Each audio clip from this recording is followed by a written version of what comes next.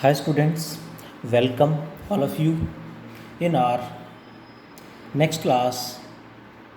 In this class today we will start next chapter 6 12th class में EMI. EMI stands for electromagnetic induction. EMI means electromagnetic induction.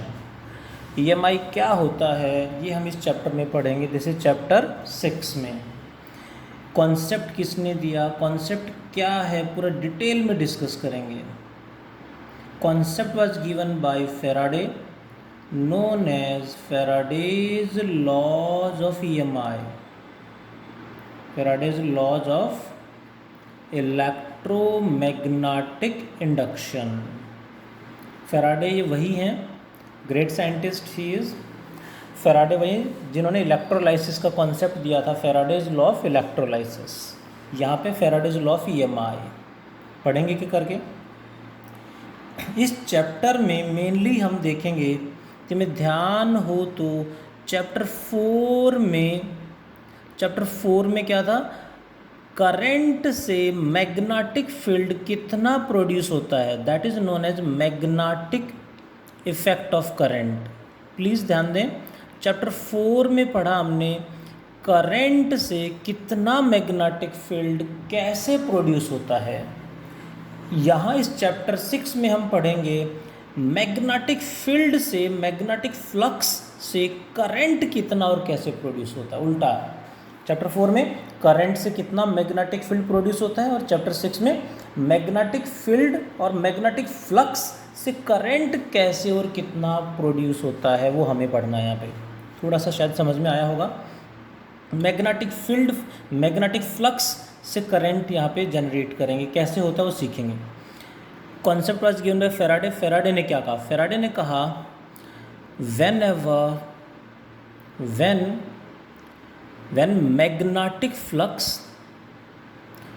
magnetic flux किससे represent करते हैं, 5b से. when magnetic flux across a loop or coil, magnetic flux across a loop or coil changes.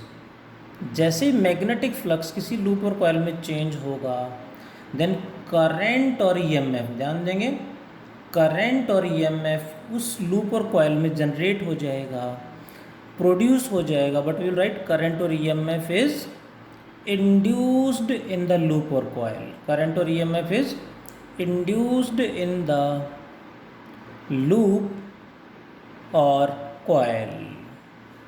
Hope you got it.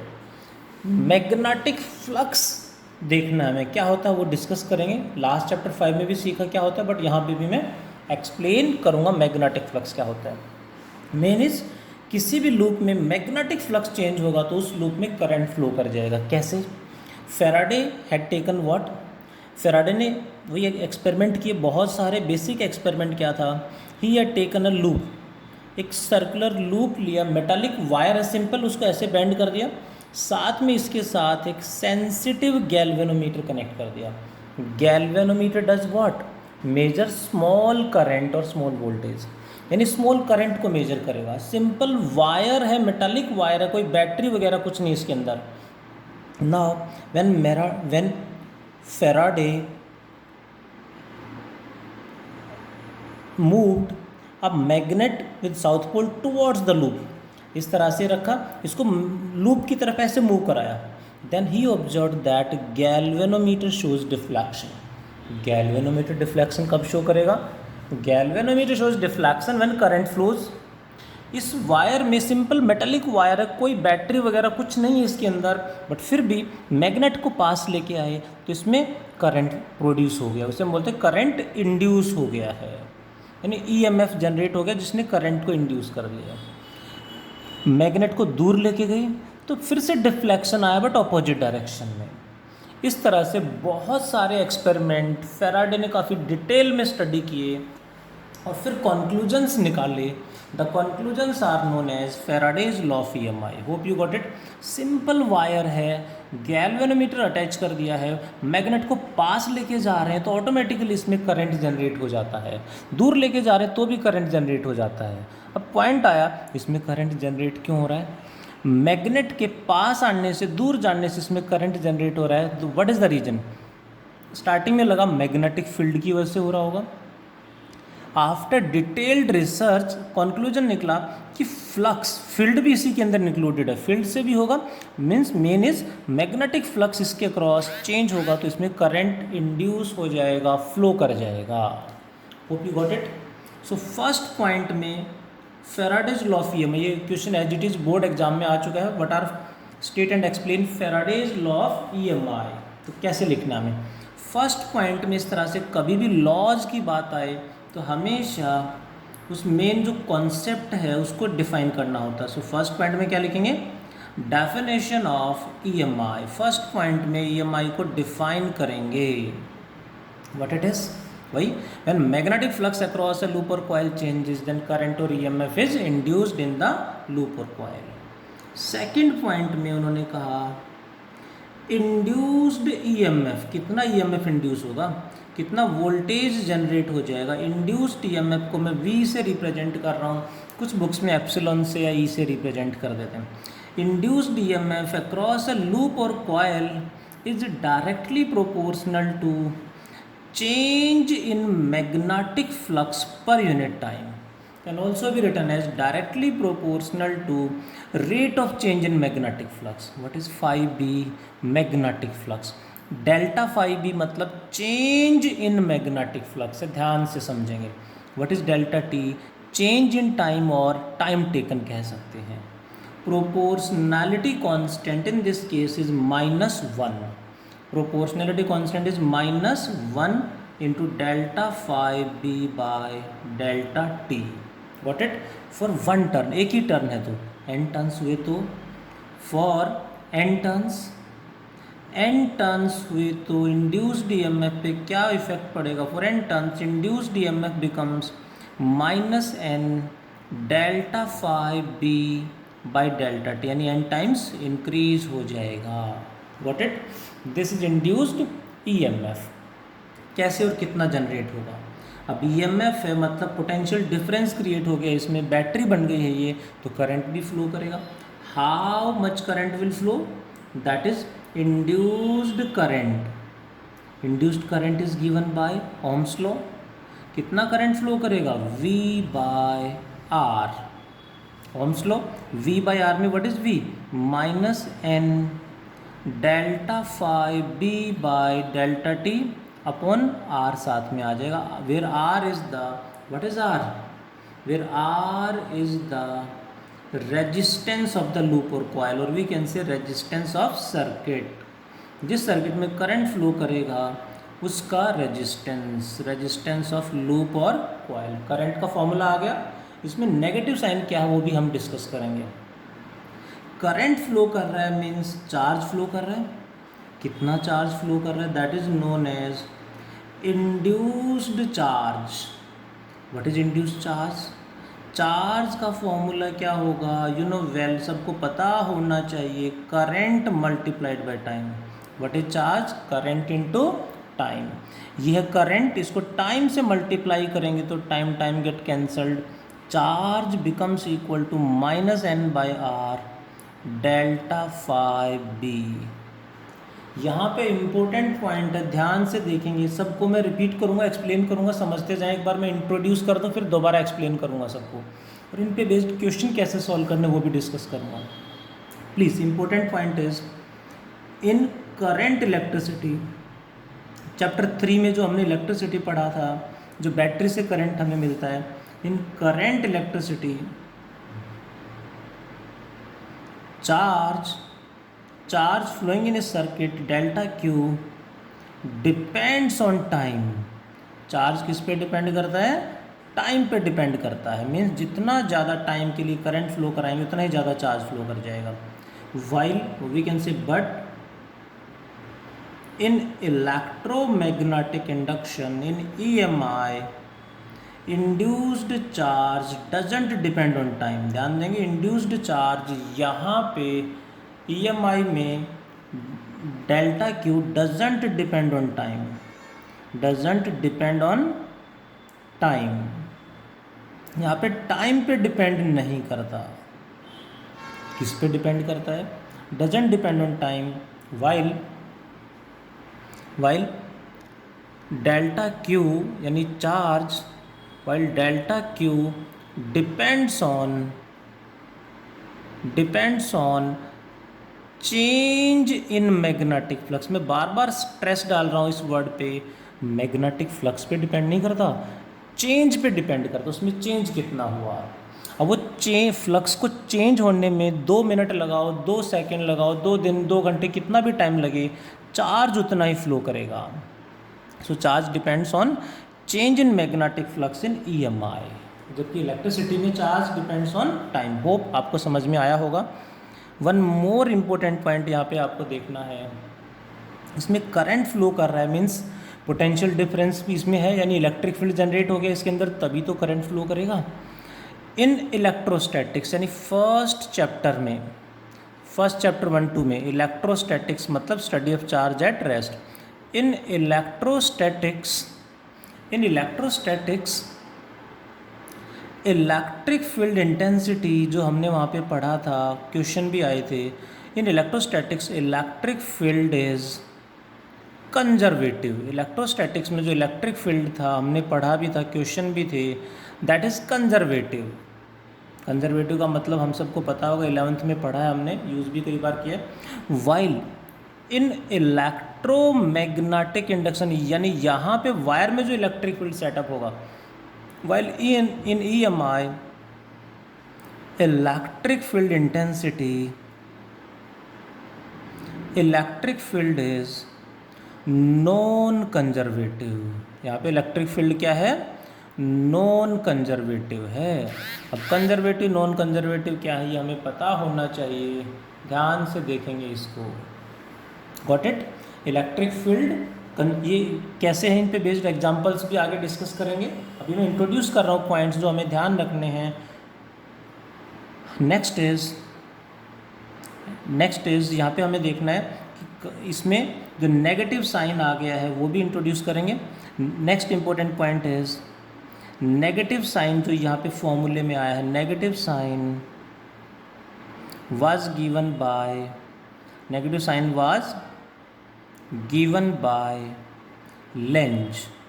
Scientist है Lenz, उन्होंने negative sign यहाँ पे दिया था, फेराडे ने नहीं दिया था। Now what is Lenz law? Negative sign जो दिया था इसके पीछे था लेंज लॉ। लेंज लॉ क्या कहता है, ध्यान से सुनेंगे। Lenz law states that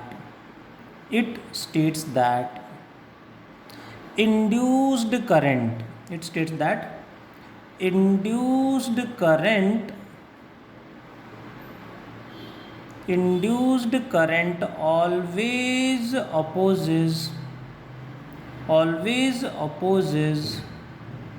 the cause of its production, opposes the cause of its production। मतलब opposes the cause of its production means what is the cause of production of induced current?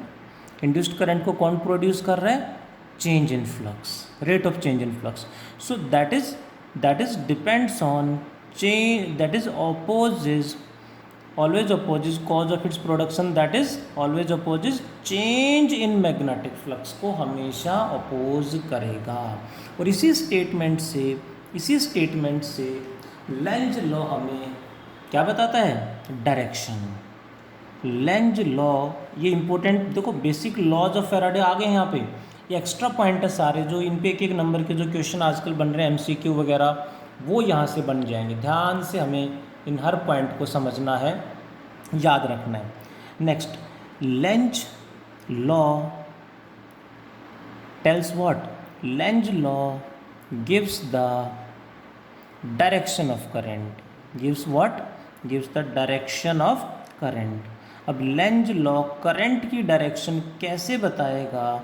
I will explain in detail, examples numericals बहुत सारे कराऊंगा। पहले हम सीखते हैं इसको पूरे को देखेंगे। इसमें एक टर्म मैं बार बार यूज़ कर रहा हूँ, मैग्नेटिक फ्लक्स। क्या होता है ये पता होगा तभी तो सॉल्व कर पाएंगे। हालांकि इससे लास्ट चैप्टर 5 में मैग्नेटिक फ्लक्स पढ़ चुके हैं, बट मैं दोबारा से यहाँ रिपीट करूँगा। फिर इस पे बेस्ड न्यूमेरिकल्स करेंगे और फिर डायरेक्शन कैसे निकालते हैं लेंज लॉ पे बेस्ड क्वेश्चंस कराऊंगा। एक एक करके समझते हैं, जल्दी से देखें ज़रा। नेक्स्ट इज, इसको रिपीट, जो मैंने अभी कराया है उसको रिपीट भी करूँगा, सुनते जाओ। एक टर्म हमने अभी यूज़ की, that is named magnetic flux. Magnetic flux क्या होता है हमें पता होना चाहिए। पूरा एक बार एक्सप्लेन करके मैं दोबारा से रिकॉल कराऊंगा ताकि आपको समझ में आ जाए मैग्नेटिक फ्लक्स क्या होता है। समझते हैं ज़रा।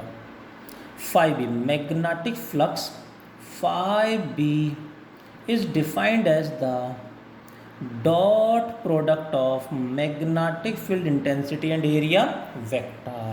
चैप्टर 1 में गॉस थ्योरम में पढ़ा था हमने electric flux, same as it is E dot D S. यहाँ मैग्नेटिक में magnetic field B dot D S.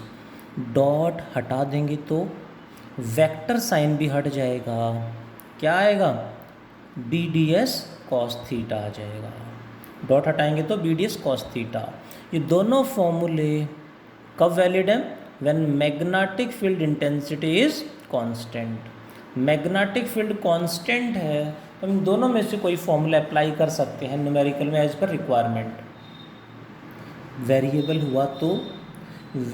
हुआ तो इंटीग्रेट करना पड़ेगा। Integration B dot D S और integration B D S cos theta, ये दोनों कब वैलिड हैं, when magnetic field intensity is variable हुआ तो इंटीग्रेट करना पड़ेगा। ये तो मैं 11th क्लास से बहुत बार यूज़ कर चुका हूँ ये स्टेटमेंट। जहाँ भी वेरिएबल आ गया हमें इंटीग्रेट करना पड़ेगा, मल्टीप्लाई में फॉर्मूला है तो। What is it's SI unit. SI unit क्या होगी, मैग्नेटिक फ्लक्स की। फॉर्मूला हमें बता रहा है टेस्ला, मैग्नेटिक फील्ड की यूनिट टेस्ला, एरिया मतलब metre square. Tesla metre square is known as 1 weber. Scientist के नाम पे इसलिए सिंबल में आएगा कैपिटल डब्ल्यू, फर्स्ट लेटर हमेशा कैपिटल लेटर होता है साइंटिस्ट के नाम पे यूनिट है तो। Hope you got it. 1 tesla metre square is known as 1 weber ऐसा unit of magnetic flux. That is what is its practical unit. Practical unit क्या होगी, practical unit of weber is known as 1 Maxwell. Use तो नहीं होती generally, मैंने बता दिया, but question अभी तक तो कहीं आया नहीं है। 1 Maxwell is equals to 10⁻⁸ weber, मैंने एक्स्ट्रा बता दिया है। अभी तक तो क्वेश्चन नहीं आया और यूज़ होने की पॉसिबिलिटी भी नहीं है। जनरली ऐसा यूनिट हमें ध्यान रखनी होती है, that is weber. Tesla metre square equals to 1 weber. Got it. Next, scalar vector. Magnetic flux is a scalar quantity. Why, because dot product हमेशा क्या होता है, बिकॉज डॉट प्रोडक्ट हमेशा स्केलर होता है, is always, dot product is always scalar quantity. Dot product जहाँ आ गया हमेशा scalar, that is. Next point, एक वर्ड यहाँ पे यूज़ कर रहे हैं एरिया वेक्टर। क्या एरिया वेक्टर होता है, area is a vector quantity, answer is yes. Area is, इसे बोलेंगे एरिया वेक्टर। अब पॉइंट है वेक्टर है तो डायरेक्शन, एरिया तो गिवन होगा बट डायरेक्ट वेक्टर है तो डायरेक्शन होगी। डायरेक्शन कैसे निकालें, एरिया वेक्टर की जो डायरेक्शन होगी, प्लीज़ ध्यान देंगे, डायरेक्शन ऑफ एरिया वेक्टर क्या होगी, perpendicular outwards always. Perpendicular outwards हमेशा, हमेशा जो भी एरिया गिवन होगा उसमें परपेंडिकुलर आउटवर्ड लेना, इनवर्ड कभी नहीं लेना। डायरेक्शन जो है वो डायरेक्शन बहुत ज़्यादा इंपॉर्टेंट है, मैं बार बार कहता आ रहा हूँ स्टार्टिंग से। इसकी डायरेक्शन हमें परेशान करेगी। ये डायरेक्शन आपको समझ में आ गई है तो क्वेश्चन हो जाएगा, नहीं तो यहाँ गलती कर बैठेंगे हम। Next, B D S cos theta में थीटा क्या है, what is theta, theta is the angle between magnetic field intensity and area vector. Area vector है, यहाँ डायरेक्शन में कन्फ्यूजन अक्सर रहता है, प्लीज़ ध्यान देंगे, यहाँ मिस्टेक नहीं होनी चाहिए, प्लीज़ ध्यान देंगे। Got it. ये है मैग्नेटिक फ्लक्स के बारे में समझ में आया होगा। यहाँ इस EMI चैप्टर में हमें चेंज इन फ्लक्स हर जगह देखना। चेंज मतलब final minus initial. Hope you got the concept of magnetic flux. अब क्वेश्चन करते हैं EMI पे बेस्ड। EMI पे बेस्ड क्वेश्चन कैसे आएंगे, मैं एक बार प्रीवियस पेज पे चलता हूँ, देखें ज़रा क्या है कॉन्सेप्ट और फिर इस पर क्वेश्चन कैसे कैसे आएंगे वो मैं डिस्कस करूँगा। When magnetic flux across a loop or coil changes, current और EMF is induced. Flux change होते ही EMF यानी वोल्टेज जनरेट हो जाएगा, इंड्यूस हो जाएगा, जो करंट फ्लो कर देगा। कितना होगा, that is Faraday's laws. Induced EMF equals to minus N delta phi B by delta T. Variable है तो D phi B by D T, यानी डिफरेंशिएशन भी लिख सकते हैं डी बाई डी। न्यूमेरिकल्स आएंगे तो मैं बताऊँगा। वोल्टेज है तो करंट भी होगा V बाई आर, यानी this by R is the resistance of the loop और कॉइल। चार्ज भी फ्लो करेगा, current into time equal to this. Additional point आपने लर्न कर लेने, याद रखने हैं। पहले इस पे बेस्ड क्वेश्चन कैसे आएंगे वो डिस्कस करेंगे। फ्लक्स, चेंज इन फ्लक्स कैसे मेजर करेंगे वो इस पे बेस्ड क्वेश्चन करेंगे, और फिर डायरेक्शन कैसे निकालते हैं वो भी हमें डिस्कस करना है। डायरेक्शन भी हमें डिस्कस करनी है, डायरेक्शन कैसे निकालते हैं। Hope you got it. अब पॉइंट आया EMF इंड्यूस करने के तरीके क्या क्या, EMF इंड्यूस कैसे कैसे कर सकते हैं हम। एक बार मैं इंट्रोड्यूस कर दूं, EMF इंड्यूस कैसे कैसे कर सकते हैं।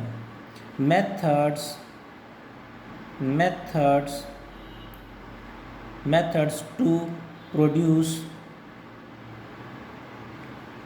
इंड्यूस्ड EMF और current. Methods to produce induced EMF, क्योंकि EMF होगा तो करंट भी हो जाएगा।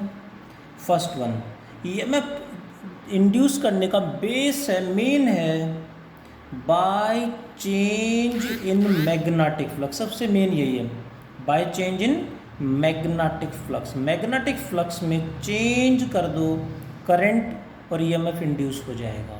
By change in magnetic flux means delta phi B.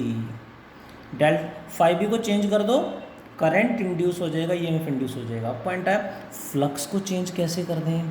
Flux क्या है, BDS cos थीटा, ये फॉर्मूला है। यानी फ्लक्स कैसे कैसे चेंज कर सकते हैं, B को चेंज करके, एरिया को चेंज करके, थीटा को चेंज करके।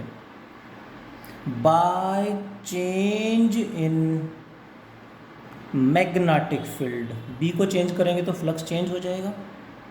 बाय चेंज इन एरिया, एरिया को चेंज करेंगे तो अभी फ्लक्स चेंज होगा, और फ्लक्स चेंज हो गया तो EMF इंड्यूस हो जाएगा। By change in angle theta, angle को चेंज करके, थीटा को चेंज करके भी फ्लक्स चेंज होगा, EMF इंड्यूस हो जाएगा। एंड थीटा को कहेंगे, एंगल को कैसे चेंज करेंगे, एंगल कैसे चेंज होगा, बाय रोटेशन। रोटेट करा के एंगल चेंज हो जाएगा, जिससे फ्लक्स चेंज हो जाएगा। इस सब के एग्जाम्पल इस पे कैसे होगा, इन सब पे बेस्ड न्यूमेरिकल्स की प्रैक्टिस हमें करनी है। अब क्वेश्चन करते हैं जल्दी से। एक एग्जाम्पल ध्यान से देखेंगे एग्जाम्पल जो मैं करा रहा हूँ, फॉर्मूला बेस्ड कैसे होगा, फॉर्मूले को यूज़ कैसे करेंगे, जल्दी से समझते हैं। There is a magnetic flux density means magnetic field of 1.0 weber per metre square. मतलब क्या गिवन है, मैग्नेटिक फील्ड ऑफ 1 टेस्ला, क्योंकि वेबर पर मीटर स्क्वायर क्या होगा, tesla. Weber per metre square is tesla. इतना मैग्नेटिक फील्ड गिवन है across a coil, इस तरह से कोई कॉयल है ऑफ 80 टर्न कॉयल, यानी नंबर ऑफ टर्न्स कितने हैं कॉयल में, 80 टर्न्स हैं। इसके अक्रॉस मैग्नेटिक फील्ड कितना है, this one, that is of area, और इस कॉयल का एरिया गिवन है 0.01 मीटर स्क्वायर, इतना एरिया इसके अक्रॉस है। फाइंड द इंड्यूस्ड EMF, कितना होगा induced EMF if the coil, इस कॉयल को यहाँ से बाहर खींच लिया है, कॉयल को बाहर खींच के ले आए, the coil is removed in A time of 0.1 second, यानी कॉयल को मैग्नेटिक फील्ड से बाहर खींच के ले आए, 0.1 सेकेंड लगा इसे बाहर निकालने में। बट पॉइंट स्टार्टिंग में कहा है magnetic field is perpendicular to the plane of coil. इस कॉयल का जो प्लेन है इसके परपेंडिकुलर है मैग्नेटिक फील्ड। इस प्लेन के परपेंडिकुलर मीन्स मैग्नेटिक फील्ड किधर होगा, डॉट आउटवर्ड या फिर क्रॉस इनवर्ड, बाहर या अंदर किसी एक डायरेक्शन में मेंशन नहीं किया है तो हम डॉट ले लेते हैं, उससे प्लस माइनस पे फर्क पड़ेगा बट आंसर सही होगा। मेंशन नहीं करते तो प्लस माइनस का डिफरेंस आंसर में आ सकता है, मेंशन कर देंगे डॉट या क्रॉस तो फिर एग्जैक्ट आंसर आना चाहिए। ध्यान देंगे what is the angle, dot मतलब ऊपर की तरफ मैग्नेटिक फील्ड परपेंडिकुलर कहा था, इसका एरिया वेक्टर किधर होगा, परपेंडिकुलर आउटवर्ड, इसके परपेंडिकुलर ऊपर की तरफ, यानी मैग्नेटिक फील्ड भी ऊपर है, इसका एरिया वेक्टर भी ऊपर है, angle between them is 0 degree. What is the induced EMF, minus N delta phi B by delta T, minus number of turns are 80, delta phi means final flux minus initial flux by time taken, minus 80 into what is final flux, flux का formula B D S cos theta in final position minus B D S cos theta in initial position. Hope you got it, divided by time. हम ध्यान से देखें तो final position में तो coil magnetic field से बाहर आ गई, यहाँ मैग्नेटिक फील्ड है ही नहीं, जीरो, बी जीरो तो फाइनल फ्लक्स जीरो हो गया, माइनस इनिशियल मैग्नेटिक फील्ड कितना था 1 into area is 0.01 into cos theta is initially theta is 0 degree, whole divided by time taken is 0.1 second. Solve करेंगे तो minus minus plus 80 into 0.01 by 0.1 यानी 0.1 आ जाएगा, point हटा दें तो 10, इट बिकम्स 0 से 0 8 volt. Hope you got it, this is the answer. यहाँ पे किसी बच्चे ने क्रॉस ले लिया होगा मैग्नेटिक फील्ड, अंदर की तरफ अक्सर ले लेते हैं तो -8 आ जाएगा। जब तक मैग्नेटिक फील्ड को प्रॉपरली ना कहें आउट या इन तो प्लस माइनस का डिफरेंस आ सकता है, बट क्वेश्चन में प्रॉपरली कह दें कि मैग्नेटिक फील्ड आउटवर्ड है इनवर्ड है तो फिर हमें एग्जैक्ट एंगल देखना पड़ेगा। जैसे बी आउटवर्ड है, इसका एरिया वेक्टर भी ऊपर थीटा 0, बट यहाँ पे बी इनवर्ड दे देते अंदर की तरफ, और एरिया तो हमेशा परपेंडिकुलर आउटवर्ड ही होगा ना, एरिया ऊपर ही होगा, फील्ड अंदर यदि दे देते तो यहाँ थीटा 180 हो जाता, ये माइनस हो जाती है, माइनस टर्म आ जाती, यहाँ पे माइनस माइनस प्लस और एक माइनस माइनस आंसर आ जाता। सो होप यू अंडरस्टैंड, इतना डिफरेंस आ सकता है जब तक एग्जैक्ट हमें वैल्यू नहीं बताएंगे। That is about the magnetic flux change होके EMF कैसे और कितना इंड्यूस होगा। If anyone has any doubt you can ask, you can speak। आज इतना ही पढ़ते हैं, नेक्स्ट क्लास में लेंज लॉ से डायरेक्शन कैसे निकालते हैं वो नेक्स्ट क्लास में हम नेक्स्ट टॉपिक में डिस्कस करेंगे। आज इतना ही पढ़ते हैं। Thank you all, take care, stay at home, thank you.